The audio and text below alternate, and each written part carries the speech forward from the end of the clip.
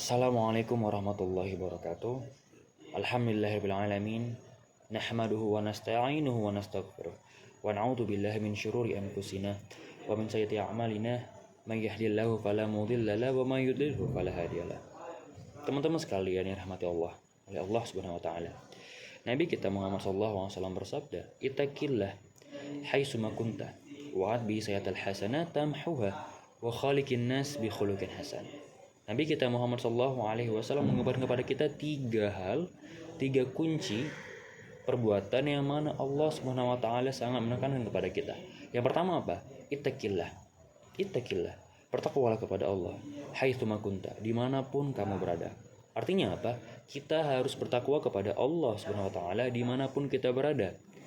Takwa itu bukan hanya di masjid aja. Takwa itu bukan hanya di musola. Takwa itu bukan hanya di tempat-tempat beribadah kepada Allah.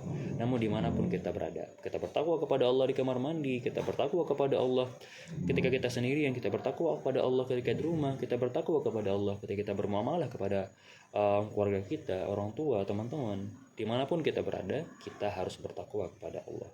Apa itu takwa? Takwa ialah kita mengerjakan segala apa yang diperintahkan oleh Allah Subhanahu wa taala, meninggalkan apa yang dilarang oleh Allah. Itu yang pertama, ittaqillah haitsu ma kunta.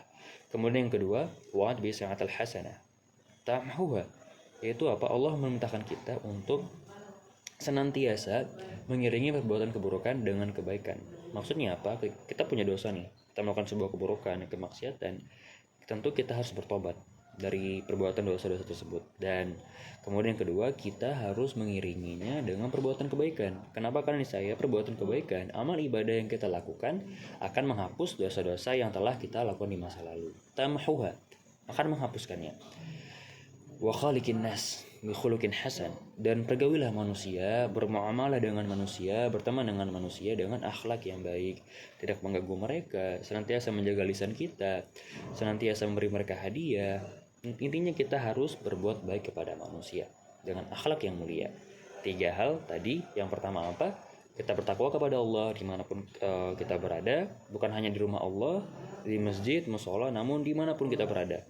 Di rumah, di kamar mandi, di kamar kita sendiri, di jalan raya, di tempat-tempat umum ya, seperti halte bus misalnya, ada mall, apapun itu. Kemudian kita juga harus ketika kita melakukan sebuah kesalahan harus bertobat tentunya, kemudian mengiringi perbuatan tersebut dengan kebaikan, agar apa? Keburukan-keburukan kita ditambal atau dihapus oleh perbuatan kebaikan yang kita lakukan. Kemudian terakhir, senantiasa berbuat baik, berakhlakul karimah kepada manusia. Ya, kepada manusia. Kenapa? Karena prinsip kita di dunia cuma dua, hablum minallah wa hablum minannas. Hubungan kita kepada Allah, beribadah sejenisnya, wa hablum minannas, yaitu muamalah kita kepada manusia. Seperti misalnya jangan mencuri, tidak mengganggu mereka, senantiasa berbuat baik kepada mereka, menolong mereka ketika mereka kesusahan, dan sejenisnya. Seperti itu. Ini mungkin faedah hadis yang bisa kita dapatkan dari hadis yang mulia Nabi Muhammad SAW. Mudah-mudahan bermanfaat bagi kita semua. Wassalamualaikum warahmatullahi wabarakatuh.